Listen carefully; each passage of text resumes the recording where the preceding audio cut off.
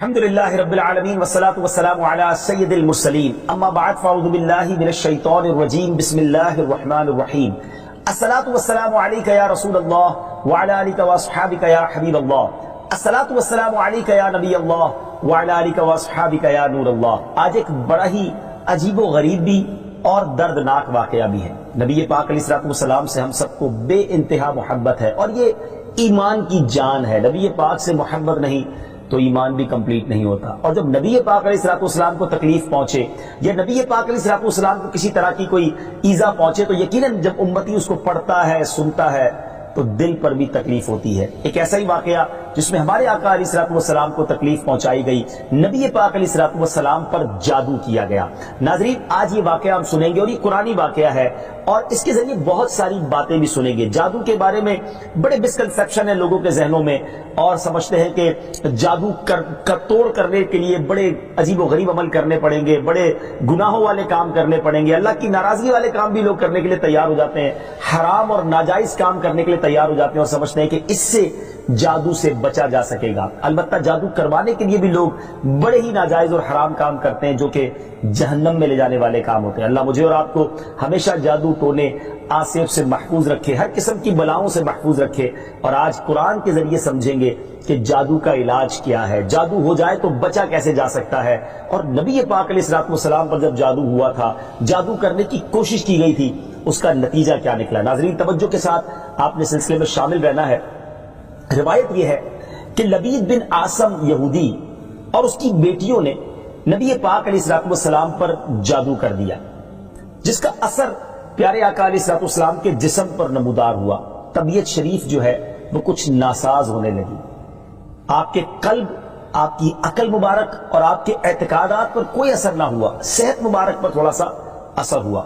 چند روز بعد حضرت جبریل امین بارگاہ رسالت میں حاضر ہوئے اور عرض کی، یا رسول اللہ صلی اللہ علیہ وسلم، ایک یہودی نے آپ صلی اللہ علیہ وسلم پر جادو کر دیا ہے، اور جادو کا جو سامان ہے وہ فلاں کنویں میں ایک پتھر کے نیچے دبا ہوا ہے۔ سرور کائنات علیہ السلام نے حضرت علی مولا کائنات شیر خدا کرم اللہ تعالی وجہ الکریم کو بھیجا۔ انہوں نے کنویں کا پانی نکالا اور پتھر اٹھایا تو اس کے نیچے سے کھجور کے گھابے کی تھیلی برآمد ہوئی، یعنی کھجور کے جو چھلکے ہوتے ہیں اس طرح کی تھیلی برآمد ہوئی، اور اس میں نبی پاک علیہ السلام کے منہ مبارک جو کنگھی سے ٹوٹے تھے، اور کنگھی کے ٹوٹے ہوئے کچھ دندانے، اور ایک ڈور یا کمان کا چلہ جس میں 11 گٹھانے لگی ہوئی تھی، اور ایک موم کا پتلا تھا جس میں 11 سوئیاں چبھی ہوئی تھی۔ یہ سب سامان پتھر کے نیچے سے نکلا، اور یہ مولا علی کرم اللہ تعالی وجہ الکریم یہ سارا سامان لے کر نبی پاک علیہ السلام کی بارگاہ میں آ گئے۔ اس کے بعد سبحان اللہ، اب اس کا توڑ کیسے آیا، اس کا علاج کیسے ہوا، اس کا حل کیا نکلا؟ جبریل امین اللہ تبارک و تعالیٰ کی بارگاہ سے سورہ فلق اور سورہ ناس لے کر حاضر ہوئے، یعنی اب جو سورہ فلق اور سورہ ناس ہے وہ نازل ہوئی، اور ان دونوں صورتوں کو ملائیں تو ناظرین اس میں 11 آیتیں ہیں۔ ہر ایک آیت کے پڑھنے سے ایک ایک گرہ کھلتی جاتی تھی، یہاں تک کہ سب گرہیں کھل گئی اور پیارے آقا علیہ السلام بالکل شفایاب ہو گئے۔ سبحان اللہ، سبحان اللہ۔ ناظرین، اب اس واقعے سے بہت ساری باتیں میں نے اور آپ نے سیکھنی ہیں۔ پہلی بات یہ ہے کہ یہ بخاری شریف میں ہے کہ پیارے آقا علیہ السلام جب بستر شریف پر تشریف لاتے تو اپنے دونوں ہاتھوں پر دم کرتے اور اپنے سر سے پاؤں تک پورے جسم پر اپنے ہاتھوں کو پھرایا کرتے، جہاں تک دست مبارک پہنچ سکتے یہ عمل 3 مرتبہ فرماتے، یعنی نبی پاک علیہ السلام ان دونوں صورتوں کا اپنے اوپر بھی دم کیا کرتے۔ اور ایک اور جگہ پر بھی یہ ہے، حدیث عائشہ رضی اللہ تعالیٰ عنہ میں ہے کہ جب نبی پاک علیہ السلام کے گھر والوں میں سے کوئی بیمار ہوتا تو آپ علیہ السلام ان دونوں صورتوں کو پڑھ کر اس پر دم فرمایا کرتے تھے۔ تو یہ نبی پاک کے معمول میں تھا۔ تو آج اگر ہم میں بھی کوئی بیمار ہو جائے، فیملی میں کوئی بیمار ہو جائے، اپنے آپ کو من آفتوں سے بچانا چاہتے ہیں تو اول آخر 3 بار درود پاک پڑھیں، سورہ فلق اور سورہ ناس کی تلاوت کریں، اپنے ہاتھوں پر دم کر کے اپنے جسم پر پھیر لیں، کسی مریض پر دم کر دیں، انشاءاللہ اس کی برکت ملے گی۔ یہاں ایک اور مسئلہ بھی سیکھنے کو ملے گا کہ تعویذات اور عملیات میں جس میں کوئی لفظ کفر و شرک کا نہ ہو وہ جائز ہے۔ اسی طرح گنڈے بنانا اور ان پر گرے لگا کر آیات قرآن اور اسماء الہیہ پڑھ کر پھونک مارنا بھی جائز ہے، یعنی تعویذات اگر شرک سے پاک ہیں، اگر کفریہ کلمات سے پاک ہیں تو وہ کرنے میں کوئی حرج نہیں، وظائف کرنے میں کوئی حرج نہیں، یہ قرآن و حدیث سے ثابت ہے اور آپ نے یہ سنا۔ ناظرین سیکھنے کو کیا مل رہا ہے؟ خلاصہ یہ ہوا کہ سورہ فلق یعنی قل اعوذ برب الفلق اور قل اعوذ برب الناس، یہ دونوں صورتیں جن اور شیاطین، نظر بد اور آسیب اور تمام امراض خصوصاً جادو ٹونے کا مجرب علاج ہیں۔ ان کو لکھ کر تعویذ بنائیں، گلے میں پہنائیں اور ان کو بار بار پڑھ کر مریض پر دم کریں اور کھانے اور پانی اور دواؤں پر پڑھ کر پھونک دیں اور پھر مریض کو کھانا وغیرہ کھلائیں، انشاءاللہ عز و جل ہر مرض اور بالخصوص جادو ٹونا دفع ہو جائے گا، مریض شفا یاب ہو جائے گا۔ اسی طرح قرآن مجید کی دوسری تمام صورتوں کی خصوصی خواص ہیں جن کو بہت خوبصورت کتاب جنتی زیور ہے اس میں بھی آپ پڑھ سکتے ہیں ناظرین۔ اسی طرح ہمیں چاہیے کہ قرآن پاک کی تلاوت کرتے رہیں، قرآن پاک کی ہر حرف میں شفا ہے، برکتیں ہیں، اور آج خاص طور پہ ہمارے ناظرین کو گویا وظیفہ، قرآنی وظیفہ مل رہا ہے۔ بہت سارے ناظرین یہ گزارش کرتے ہیں کہ ہمیں کوئی وظیفہ بتایا جائے، تو دیکھیں آج تو قرآن کے ذریعے، اور وہ وظیفہ جو نبی پاک کو رب کی طرف سے عطا ہوا، پیارے آقا علیہ الصلوۃ والسلام کو بھی شفا نصیب ہوئی، تو ہمیں ضرور اس کو اپنانا چاہیے۔ ناظرین اس سے پہلے کہ میں مزید اس معاملے میں آگے بڑھوں، میں چاہتا ہوں کہ دونوں صورتوں کی تلاوت اور اس کا ترجمہ پہلے سن لیتے ہیں اور پھر مزید اس بارے میں بات کرتے ہیں کہ اس حیرت انگیز واقعے سے مجھے اور آپ کو مزید کیا سیکھنے کو ملتا ہے۔ پہلے سورہ فلق کی تلاوت ہوگی، سورہ ناس کی تلاوت ہوگی۔ میں یہاں ایک اور بات بھی کہنا چاہوں گا، کچھ لوگ یہ کہتے ہیں جناب ہم وظیفہ کرتے ہیں اثر نہیں ہوتا، برکت نہیں ملتی۔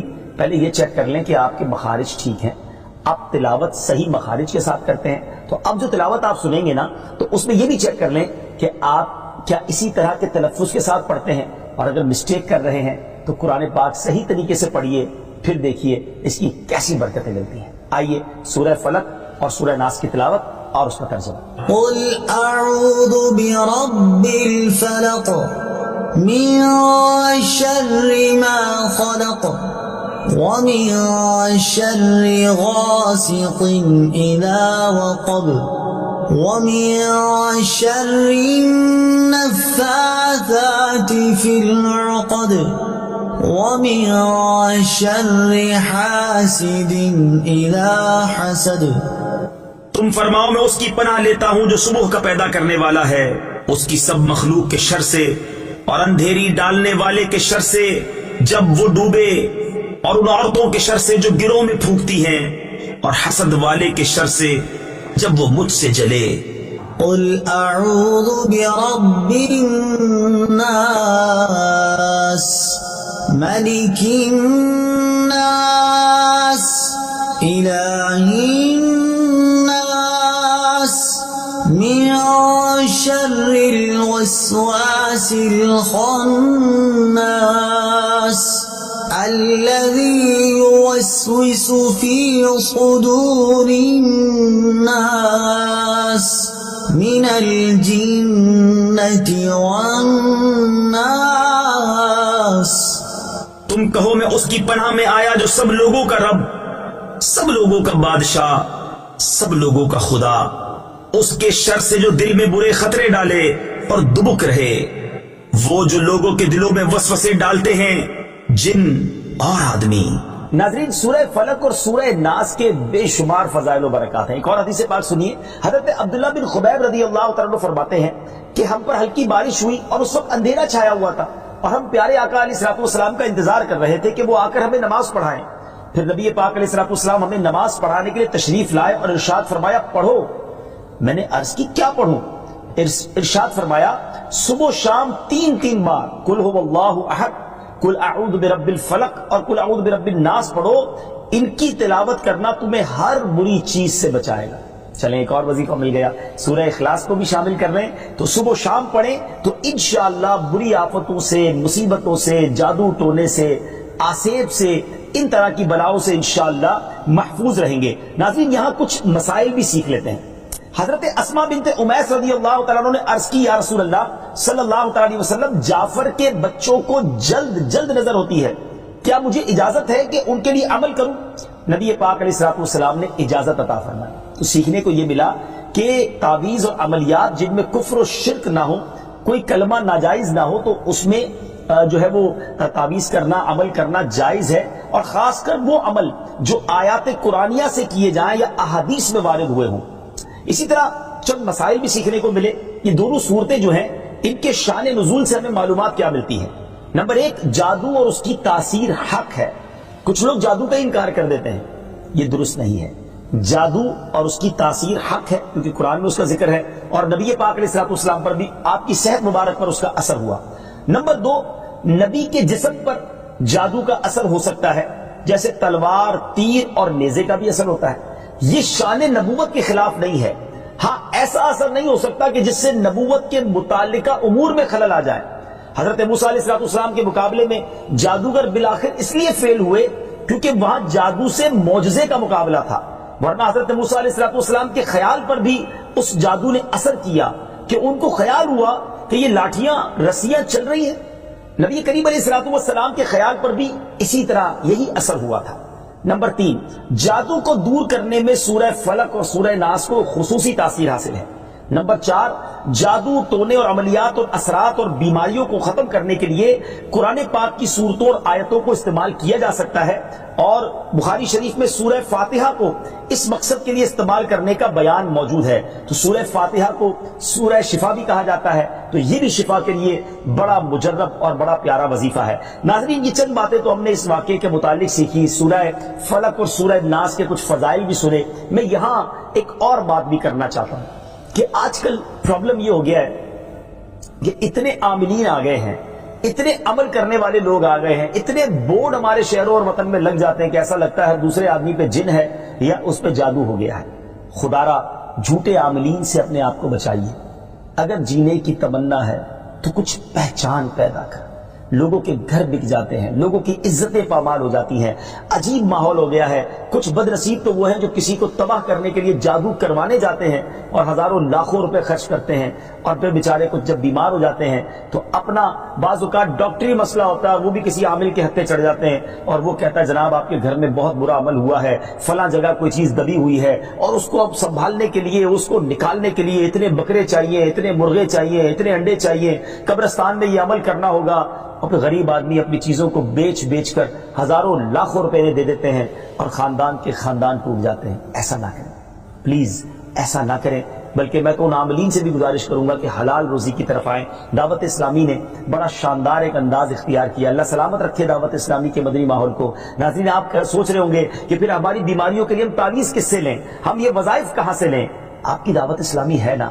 الحمدللہ دعوت اسلامی کا ایک شعبہ ہے جس کا نام ہی مکتوبات و تعویذات عطاریہ ہے۔ اس میں آپ کو بغیر کسی فیس کے، جی ہاں بغیر کسی فیس کے، لاکھوں لاکھ تعویذ ہر مہینے ناظرین یہاں سے دیے جاتے ہیں، پوسٹ بھی کیے جاتے ہیں، کوریئر بھی کیے جاتے ہیں، اس کی بھی کوئی فیس نہیں لی جاتی۔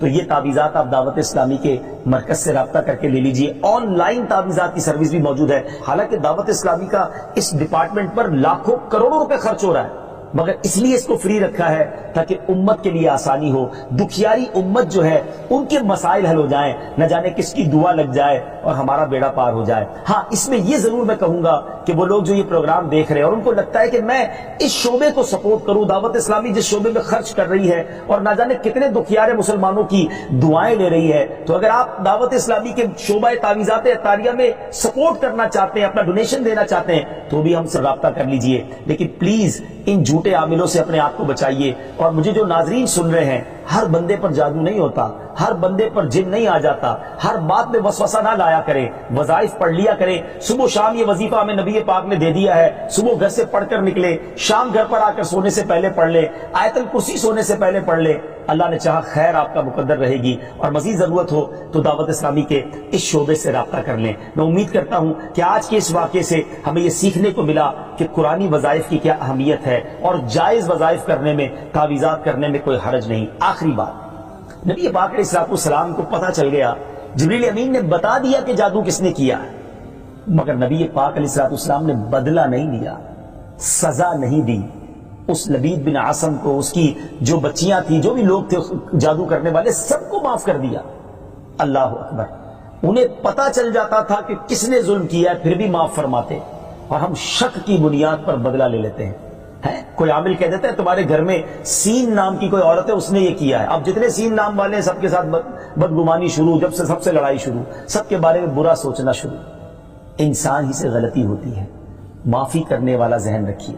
معاف کریں گے اللہ تعالیٰ آپ کو معاف کر دے گا. رحم کریں گے آپ پر رحم کیا جائے گا. اللہ مجھے اور آپ کو نبی پاک علیہ الصلوۃ والسلام کی اس مبارک سیرت سے سیکھنا نصیب فرمائے کہ اگر کسی سے غلطی ہو بھی گئی ہے, کسی نے ہمارا برا چاہا بھی ہے اور پتہ بھی چل گیا ہے, تو معاف کرنا اللہ کو بڑا پسند ہے. مشکل ضرور ہے, دل چاہتا ہے میں بھی بدلہ لوں, لیکن مزہ بھی تو یہی ہے نا کہ دل چاہ بھی رہا ہے, غلط بھی کیا ہے سامنے والے نے, اور میں بدلہ لے بھی سکتا ہوں, پھر بھی اللہ کی رضا کے لیے معاف کر دیں اور اس نیت سے معاف کریں میرے مالک میں تیرے بندے کو معاف کر رہا ہوں, تو مجھ گناہگار کو معاف فرما دے. اللہ کریم ضرور کرم فرمائے, اور یہی اسلام کی خوبصورتی ہے. اللہ مجھے اور آپ کو معافی اور درگزر کا ذہن نصیب فرمائے.